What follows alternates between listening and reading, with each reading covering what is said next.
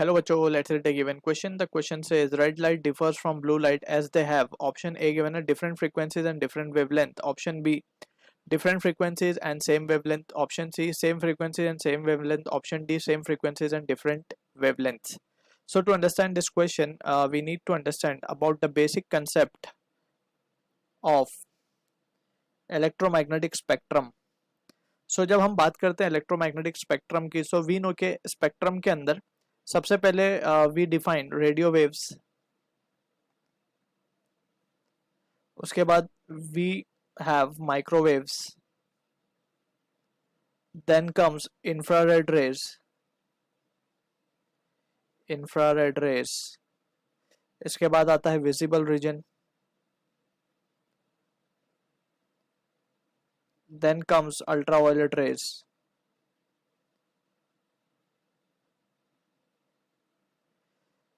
या फिर ultraviolet reason कह सकते हैं हम इसको। इसके बाद comes X ray, then comes gamma ray. अब यहाँ पे we can see this are the different regions of electromagnetic spectrum. अब यहाँ से वी नीड टू अंडरस्टैंड, जब हम इस तरफ जाएंगे रेडियो वेव से गामा रेज की तरफ जाएंगे तो लैम्डा की वैल्यू जो है वो कम होती जाएगी, एंड अगर लैम्डा की वैल्यू कम होगी so this implies that energy will increase, या फिर हम यूँ कहें कि फ्रीक्वेंसी जिसको हम न्यू से डिनोट कर रहे हैं वो इंक्रीज होगी। सिंस यहाँ पे हम रीजन हमें पता है कि energy is nothing but it is h into nu, right? So nu is the frequency, h Planck constant is the energy associated with the light. तो from this we can say, या फिर photon basically energy of photon होती है, तो ये result हमें यहाँ पे याद रखना है।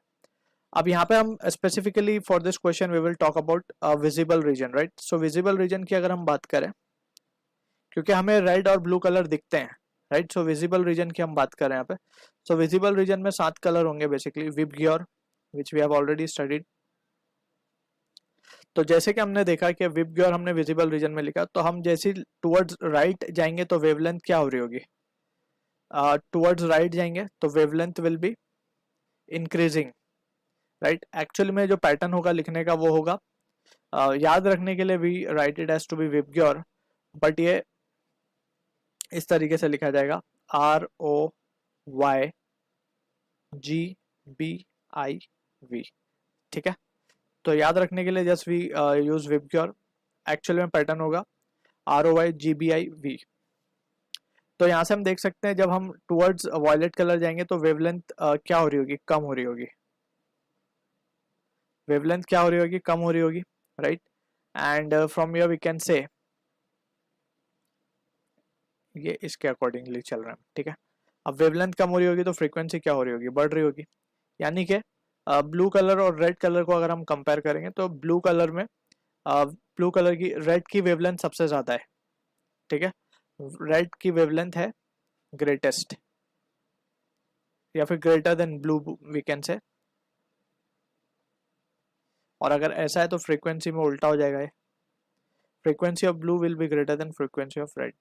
सो दोनों ही चीज़ें अलग है, फ्रीक्वेंसी भी डिफरेंट है और वेवलेंथ भी डिफरेंट है। So from this we can say option A correct होगा हमारा, different frequencies and different wavelength. So I hope you understood the solution. All the best.